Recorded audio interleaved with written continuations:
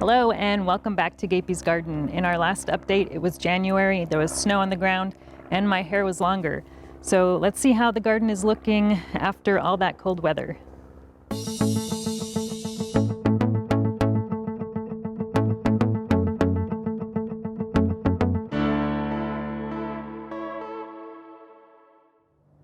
Let's start over here in this bed. This is where we had some volunteer bees friend. So this is a flower that I grew for the first time last year, and it reseeded itself, and it is surprisingly cold hardy. I had no idea it was this cold hardy. It got down to the teens in Fahrenheit, and it did not faze these guys at all. So I'm probably going to take some of this out because I'm going to be planting carrots and radishes right here, but I will leave a few of these in because the bees really did love it.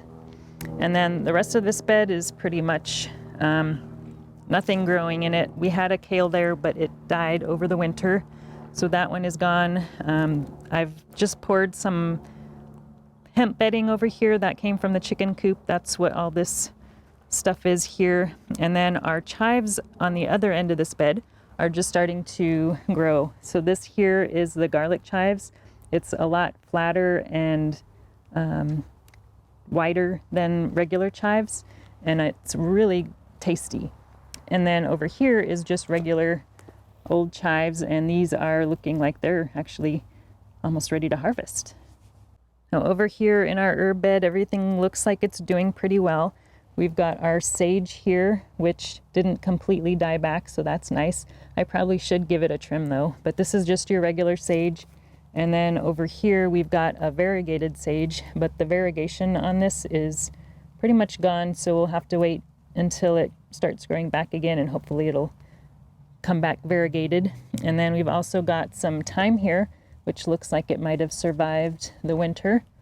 And then we have some golden oregano, and when it's cold and cloudy, the goldness of it disappears. But as soon as this goes back into the sun and we get some more sunny weather, this will turn a nice, pretty yellow golden color. But it does look like I need to trim back some of this old growth. And in this bed here, we have our golden raspberry patch. And I did cut down all of the stalks. It's an ever-bearing variety. So we are starting to see some new growth coming out here. So hopefully those will grow quickly and we'll have some maybe late spring berries. This is our blueberry patch, and on one end of our blueberry patch we have a patch of rhubarb, and the rhubarb is just starting to come out. You can see lots of leaves coming out, and it is very productive. It will produce lots of rhubarb all summer long. And our blueberries here are just starting to get some buds here, so they'll probably start flowering here before maybe next month or the month after, but now is a good time to get these fertilized. So I do have a blueberry fertilizer that I like to put on these in spring, so I'm going to be doing that probably this week. We have several fruit trees here in the far back of the garden. This one here is a Whitney crab apple, and it looks like we're just starting to see some leaves and possibly flowers starting to poke out there. And I have not actually trimmed this yet, and this has been on my to-do list, so maybe this weekend or next I will get around to doing that. Now I did get around to pruning the Brayburn here, so it is nice and pruned and we don't need to worry about that one, but it is in pretty bad shape. It does have a lot of cankers on it, is what they're called, especially here. This is a pretty bad spot right there. And this is along the main stem, so if this gets too much worse, we're probably going to be taking this out, and maybe we will plant a fig tree in its place. We do have a fig tree next to it though. This one is the Desert King fig, and this one grew really, really well last year. I just planted it in the spring and it grew well over 7 feet tall. And I did prune a lot of the branches on this. I do still need to prune this large branch here. This is the one that goes way up there, but I'll probably cut this down to about here, which is about 4 feet tall. And then right here, there's nothing in this bed yet, but I'm going to be planting an Olympian fig there probably this weekend. And then we have our plum tree here, and I didn't prune this either. Now I've heard a lot of people wait until summer to prune their stone fruits, so I'm thinking about just giving it a light trim here pretty soon and then trim it some more in the summer. And then we've got our bees back here, which are both doing really, really well. They're starting to make babies and grow. And then here is another fig tree. So this is one that died back all the way to the ground last year. This is the Laterula or honey fig. So what I did this year is I actually covered this with a orange cooler, and hopefully that protected it. It does look like it might be trying to get some buds there, so I'm hoping it survived and we'll actually see some fruit on it. But I also planted some daffodils in this bed, and it looks like they're going to be getting ready to bloom. This one over here is almost out, so hopefully we'll see some of those here in the coming weeks. And we've also got an overwintered ranunculus over here. So I actually took all the ranunculus bulbs out of here last fall, or at least I thought I did, but I must have missed some, and this one grew back. Now this bed here we completely mulched with leaves from our front yard, and half of it has our garlic. So we've got, I think, about 7 different varieties of garlic here, and it looks like they have all come up. There was one variety, the Carpathian, that for some reason didn't actually come up until just a couple of weeks ago, while all the rest were up probably months ago. So I'm not sure why that one took so long, but I'm glad it finally decided to come up. This is the bed that I'm most proud of overwintering. We've got a lot of chicory. It's actually a pink chicory or radicchio in here. That's what all these greens are. And they survived the winter just beautifully. And I did have one little fail though.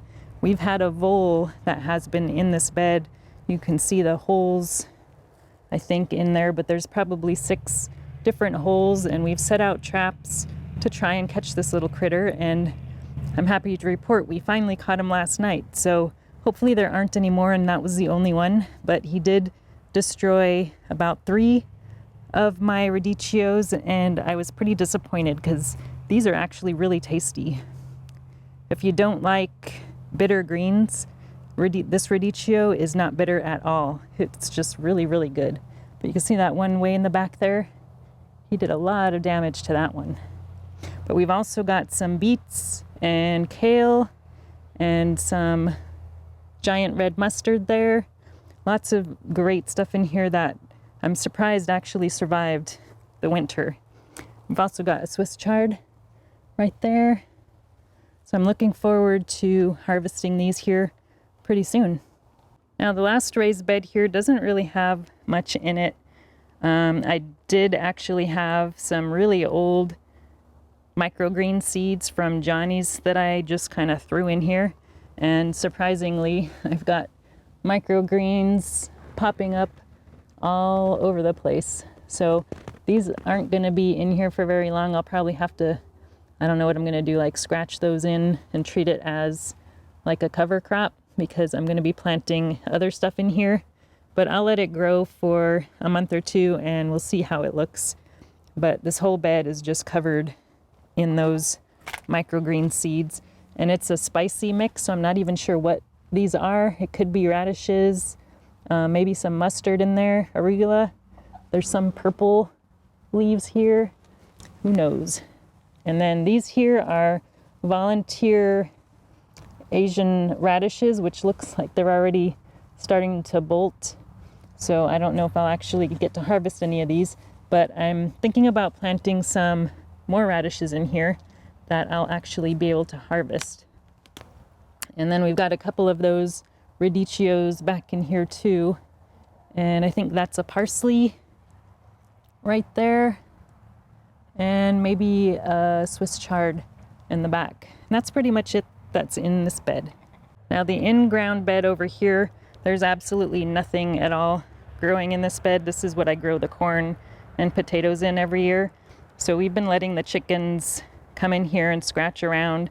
So they've pretty much kept anything at all from growing if it tried to. But they're not in here right now, surprisingly, but they have spent a lot of time scratching around for worms and bugs in here.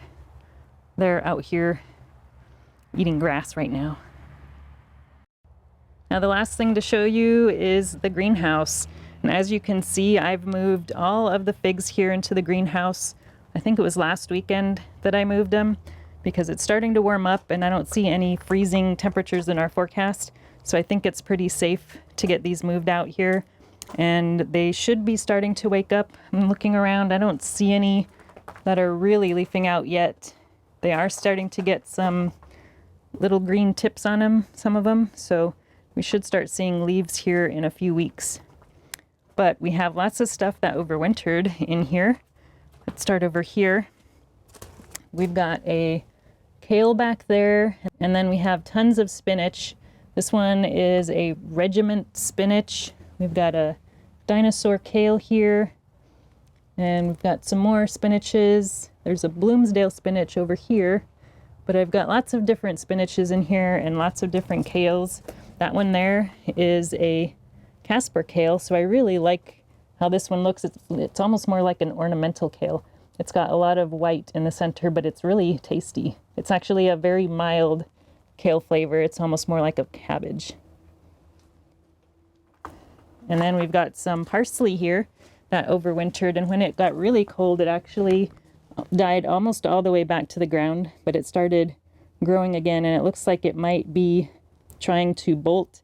You can see the stem is getting kind of tall, which is a sign of bolting.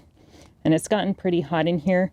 When you have consistently cold temperatures and then all of a sudden it gets hot, that's what really triggers stuff to start bolting. And then we've got a mustard back there. And then this one, this kale variety, I think this is the Bare Necessities kale. It's got like really frilly leaves on the ends of the leaf. It's a really pretty variety. And then we've also got a Swiss chard there in the back. And lots of onions. These are the Egyptian walking onions, so when they flower, they get these big bulbs and they tip over and basically reproduce. And then here we've got some bolting purple bok choy, so I didn't get a chance to eat that guy. It never really got very big, but it is starting to go to flower, so I'll just let that flower and maybe the bees will find it and get some pollen out of it. And then we've also got some late planted radishes. So I actually planted these radishes, I think it was October maybe, but it looks like they might end up bolting. So I don't know if we'll get any actual harvest out of these. I think you can actually eat the radish greens, so I might try that. Oh, and it looks like we've got a little cilantro there in the back. I didn't think we had any cilantro volunteers, but looks like we have at least one. Now on the other side of the greenhouse, we've got some more mustard, and we've got some banjo variety over here on the left. And then on the right, we've got one called Baker's. And I think those are F1 hybrid varieties that I got from a seed swap. And here's some more kale. I'm not sure, it looks like this one might be that Casper kale, but it doesn't seem to have as much white on it, so I'm not sure. And then we have another kale here.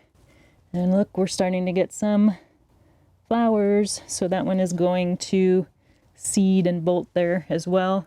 We've got some of that pink radicchio here, but it doesn't have a whole lot of pink. I think in the greenhouse maybe it just doesn't get as pink. Got some mustard, and we've got a few different thyme plants here that really need to be harvested. I don't want it to get too long. I'm going to be hoping to keep those in here all summer long. So we'll just plant the peppers around those. And then we've got some Swiss chard there. Got a couple different ones. This one, I think these are a neon mixed Swiss chard, so you can see that pretty pink color. And I think that one is just a white Swiss chard. And here's our more thyme and another chicory back there. I started this from a cutting of an elderberry, so this is doing really, really good. actually don't need any more elderberries, so I may just, I don't know, give this one away or something. We'll see if anybody wants that. But that is everything that's going on in the garden right now. I'll try to do another update in April. I should have some more stuff planted, like more kale. I've got some, let me go show you what I've got that I'm acclimating right now that I started from seed. All right, so here we have the first tray of starts that I started from seed inside, and I'm working on acclimating these right now. So we've got a couple 4-packs of pak choi. This is a white-stemmed pak choi variety. And then we've got some Merlot lettuce. And then this one is a white-seeded Samara lettuce. We've got dazzling blue kale there. And this one is a dwarf blue kale. We've also got a couple trays of arugula. And oh, we have this variegated radicchio. So I've only got, I think, 4, maybe 6 plants of those. And I think those are all the starts we have. I've got some more inside that I'll be bringing out here pretty soon. So that is it for now. Thanks for watching, and we'll talk to you again soon. If you enjoyed this video, please like and subscribe. You can also find me on Instagram, Twitter, and Facebook.